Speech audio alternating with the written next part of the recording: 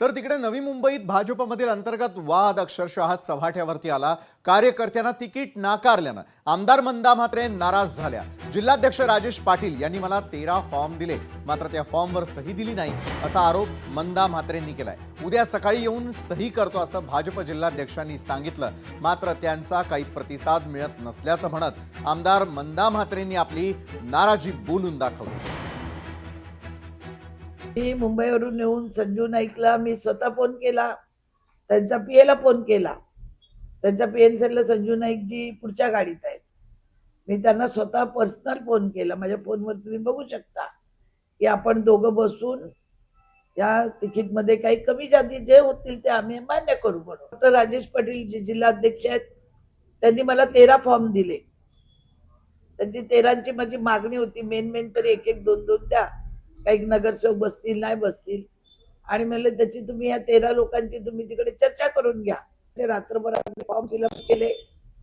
Form fill up केल्यानंतर मला म्हणाले की मी सकाळ सकाळ तुम्हाला भेटून सह्या करतो। नवी मुंबई भाजपमध्ये अंतर्गत वाद पुन्हा एकदा उफाळून आलेला असून आमदार मंदा म्हात्रे यांच्या उमेदवारांना देण्यात आलेल्या एबी फॉर्मवरून मोठा वाद निर्माण झाला। काल आमदार मंदा म्हात्रे यांनी त्यांच्या उमेदवारांसाठी तब्बल 13 एबी फॉर्म वितरित केले, ज्यांची आपण आत्ताच प्रतिक्रिया ऐकली। मात्र या एबी फॉर्मवर भाजप जिल्हाध्यक्षांची सही नसल्याचं समोर आलं। परंतु एबी फॉर्मवर जिल्हाध्यक्षांची सही नसल्यानं आमदार मंदा म्हात्रेंचे कार्यकर्ते चांगलेच आक्रमक झालेले असून पक्षातील गटबाजी पुन्हा एकदा उघड झाली। त्यानंतर आता भाजप जिल्हाध्यक्षांनी आमदार मंदा म्हात्रे यांनी केलेले सर्व आरोप फेटाळून लावल्यात। भाजपत कोणतीही गटबाजी नसल्याचं भाजप जिल्हाध्यक्ष डॉक्टर राजेश पाटील म्हणतात। मी स्वतःच त्यांना बोलून सांगितलं, आम्ही शाळेमध्ये बसून का ताई हे फॉर्म ठेवा, परंतु त्यांनी सुचवलेली नावं ही त्या यादीमध्ये नव्हती। त्याच्यामुळे मी जिल्हाध्यक्ष म्हणून जी माझ्याकडे आलेली यादी आहे वरिष्ठांकडून, त्या यादीच्या प्रमाणेच मी त्या ठिकाणी एबी फॉर्म भरू शकलो।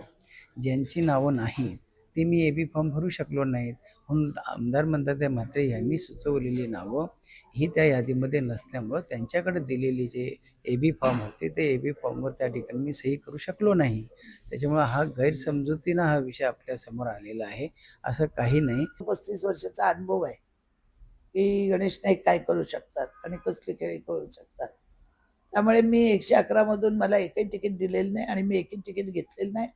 आणि 111 तिकीट गणेश नाईकाला मी चॅलेंज दिलेलं आहे की त्यांनी ती निवडून आणावी आणि स्वतः नेता म्हणून सिद्ध करावी।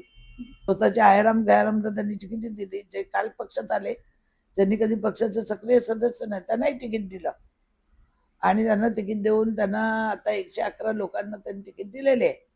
ती त्यांची जबाबदारी आहे 111 लोकांना निवडून आणायची।